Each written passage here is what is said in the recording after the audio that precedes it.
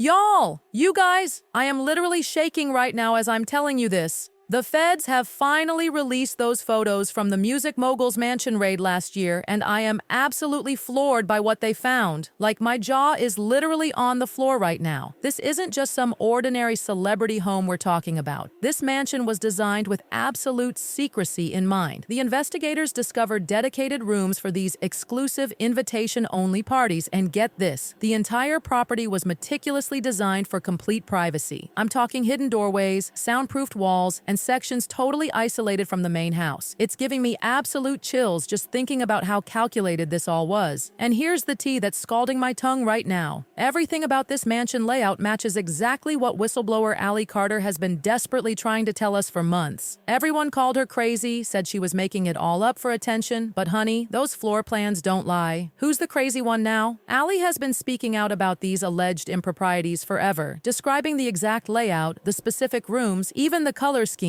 Details that investigators are now confirming. She knew about private party rooms with very specific decorations and features that match exactly what the feds found. I mean, how would she know these details unless she was telling the truth all along? I'm just saying. Nobody ever thinks about the victims. Nobody.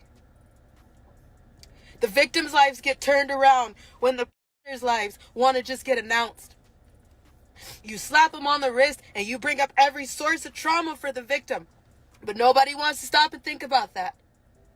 We're not talking about the victims that are still going through the right now with other people who are running to cover their and deleting their social media. Now let me tell you, it gets so much more disturbing. These allegations include information about something they called special nights, which supposedly took direct inspiration from another infamous entertainment figure known for his controversial gatherings. Multiple sources who've come forward say these weren't just regular parties, they were elaborately orchestrated events with extremely strict protocols. According to insiders who were present, the host would sit prominently at the head of the table, often smoking his famous pipe, while attendees mingled with movie stars, musicians, and TV celebrities. They claim that everyone who attended these gatherings had to go through a formal rating system and undergo quick medical screenings before they could participate fully in the evening's activities. After the formal dinner portion, guests would allegedly slip away to private rooms for more intimate rendezvous with the celebrities in attendance. While everyone who worked at the mansion knew exactly what these evenings were called internally, sources say the host adamantly insisted that certain terms were never to be used openly, and the attendees were never told what everyone was calling these events behind closed doors. This sounds like something straight out of a thriller movie, but according to multiple sources, this was apparently happening regularly for years. Thursday night, Hefner had two bring up 5 or 6 girls each in their cars. It was girls that they would pick up on Sunset Strip. At that time, Sunset Boulevard was a very big prostitution place. That's where you went to pick up somebody. It was called Pig Night, but we as butlers were always told, do not call them pigs.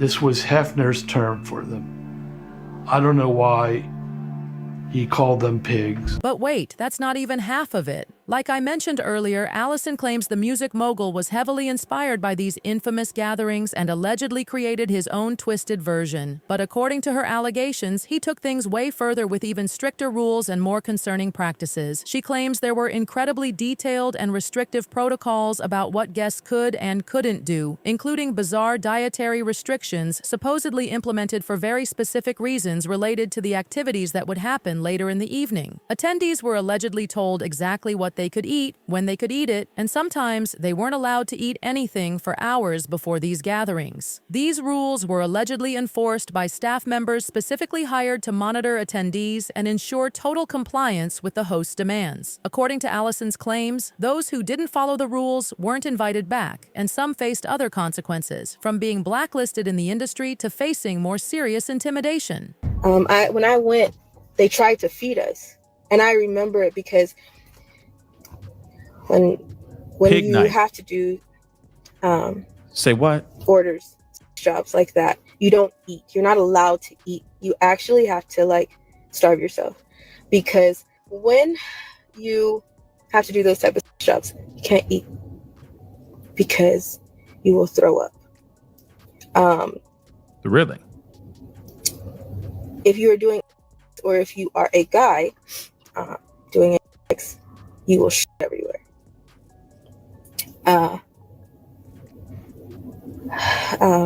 Oh boy. When this happens, your parents will get mad at you. Really mad at you. And if that is a fetish for someone, they use that to their advantage. So if you throw up on someone, you will have to eat it. If you shit on someone, you will have to lay in it.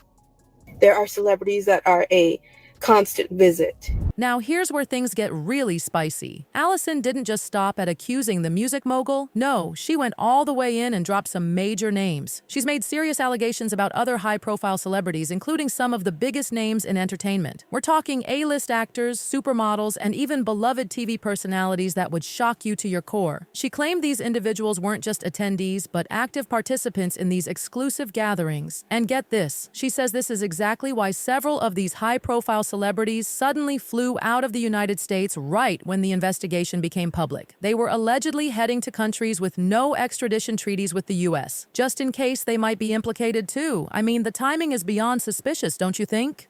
Think about it. Remember all those celebrities who suddenly announced wellness retreats and extended international projects right when this news broke? Coincidence?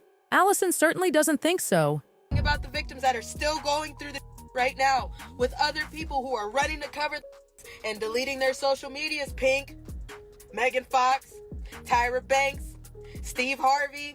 They were practically running away from potential legal consequences faster than I run to the sale rack at Nordstrom. And honestly, can you blame them if these allegations turn out to be true? Because the consequences would be absolutely massive. Now I know what you're thinking. Why should we suddenly believe this woman who seems to have come out of nowhere with these wild claims? Well, if you remember, that's exactly what everyone said about Jaguar Wright too when she first started speaking out. Everyone called her a liar, said she was just seeking attention, claimed she was making everything up. But then what happened? It turned out that she wasn't entirely wrong, did it? Some of the things she said about this music industry figure were later confirmed by other sources and even by evidence that came to light. The industry tried to silence her too, but the truth has a funny way of coming out eventually. And here's the really interesting part. Allison started making her allegations just a few weeks after Jaguar initially began speaking out about industry practices. It's almost like Jaguar's bravery inspired others to come forward with their own experiences and knowledge.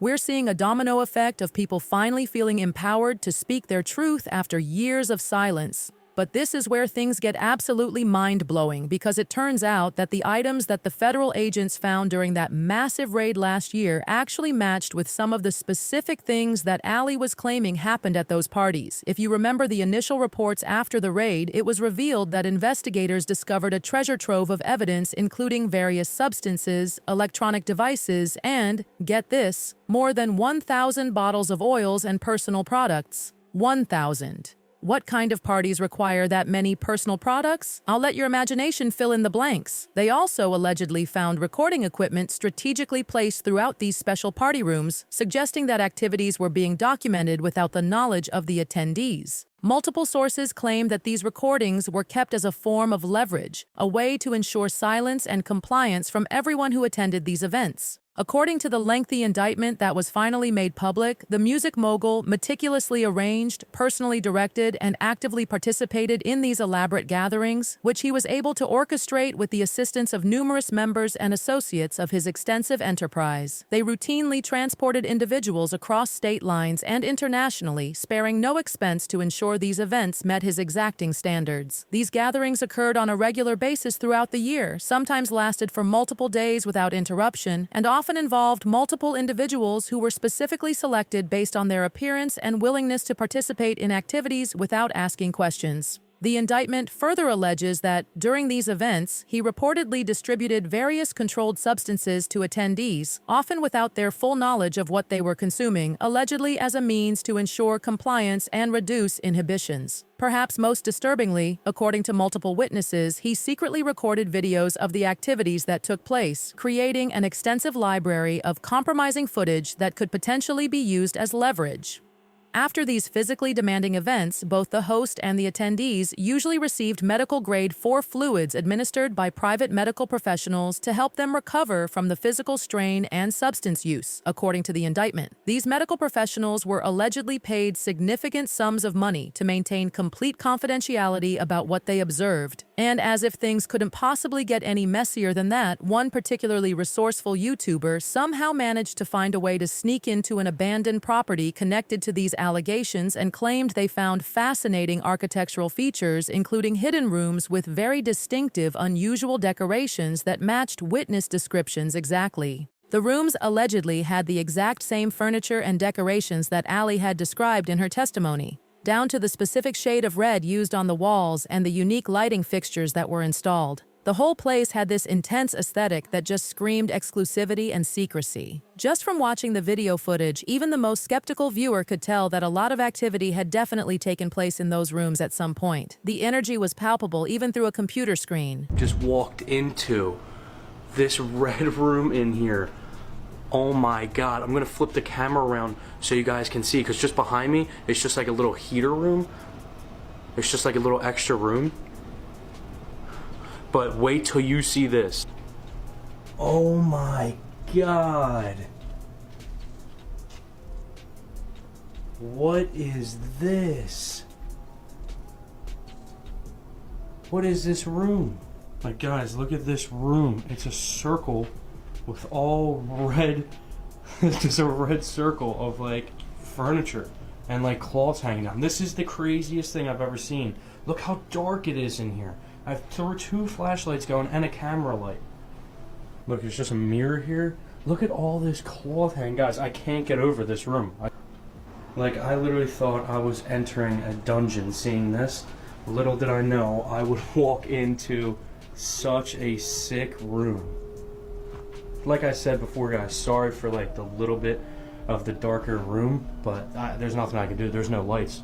The lights are being covered by this, and it doesn't reflect any, so my camera light's just not doing anything. So hands down, immediately, But hold on to your seats, because here's where things get even juicier. A guy on TikTok who claims to have connections to the entertainment industry through family ties also came forward with his own story about how he allegedly ended up at one of these exclusive gatherings when he was much younger than the other attendees. He said he was close friends with the music mogul's son at the time and considered their home a second home to him since he spent so much time there. One evening, he went over to hang out like he always did, but on this particular night, he claims he accidentally walked into a room he wasn't supposed to enter and witnessed something that left him completely shocked and confused. He claims he spotted several famous rappers and singers there participating in activities he describes as disturbing and unlike anything I'd ever seen before. According to his account, when the music mogul noticed him standing there instead of asking him to leave, he allegedly invited him to stay and watch, asking him questions about what he thought about what he was seeing. The TikToker claims that during this uncomfortable conversation, another door opened and he saw several more celebrities, including some very famous rappers, exiting another room looking exhausted and disoriented. Hey, so y'all remember when I used to be cool with Diddy's son, King, right?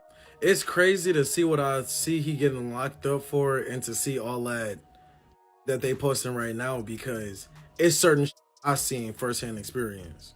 So boom. When I was like 13 years old, my mom moved me and my brothers them from Chicago to LA, right?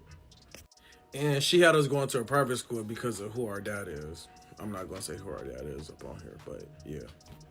So boom, we at the private school or whatever, and that's where I met King at, Diddy's son. So just like any regular mother, we get cool, like y'all got the same interests, y'all got the same going on, boom. That's that. So after we get cool for a minute type shit, I started going over his crib.